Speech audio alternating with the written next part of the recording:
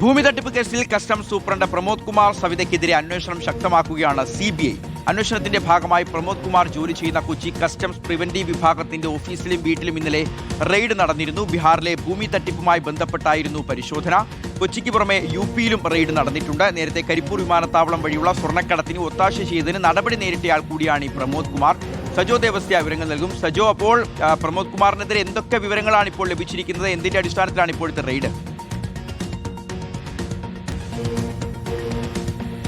ഷിഹാസ്, അതായത് ഉദ്യോഗസ്ഥ തലത്തിലുള്ള തട്ടിപ്പ് അല്ലെങ്കിൽ ക്രമവിരുദ്ധമായ കാര്യങ്ങൾ, അനധികൃത സ്വത്ത് സമ്പാദനം എന്ന് തുടങ്ങി പലവിധ ആരോപണങ്ങൾ നമ്മൾ മുൻപ് കേട്ടിട്ടുള്ളതാണ്. സമാന സ്വഭാവത്തിലുള്ള ആരോപണമാണ് പ്രമോദ് കുമാർ സവിത നേരിടുന്നത്. അതായത് കൊച്ചിയിലെ കസ്റ്റംസ് പ്രിവന്റീവ് വിഭാഗത്തിലാണ് ഇയാൾ ജോലി ചെയ്യുന്നത്.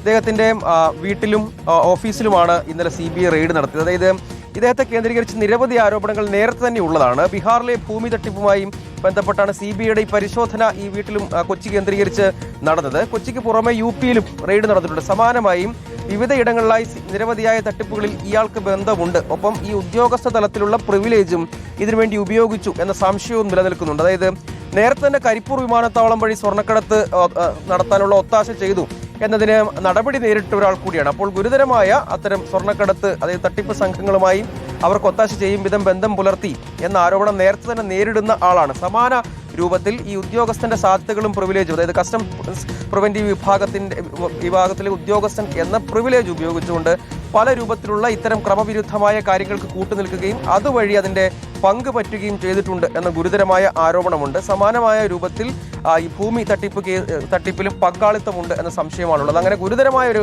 ആരോപണം പ്രധാനപ്പെട്ട ചുമതലയിലിരിക്കുന്ന ഒരു ഉദ്യോഗസ്ഥൻ നേരിടുന്നു എന്നാണ് ഈ കേസിന്റെ ഒരു സവിശേഷത. അതിന്റെ പ്രാഥമിക ഘട്ടമാണ് CBI ഇന്നലെ റെയ്ഡ് രൂപത്തിൽ നടത്തിയത്. തുടർന്നുള്ള വിശദമായ പരിശോധനയിലേക്ക് കൂടി CBI കടക്കും എന്നാണ് ഈ ഘട്ടത്തിൽ മനസ്സിലാക്കുന്നത്. ശരി സച്ചിൻ.